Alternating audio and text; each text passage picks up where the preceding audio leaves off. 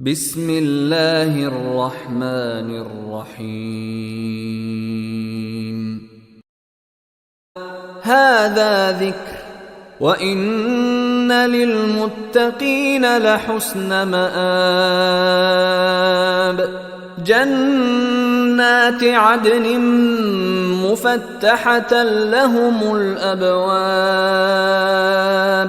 متكئين فيها يدعون فيها بفاكهة كثيرة وشراب.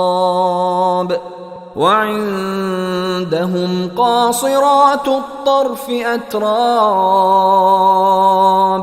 هذا ما توعدون ليوم الحساب.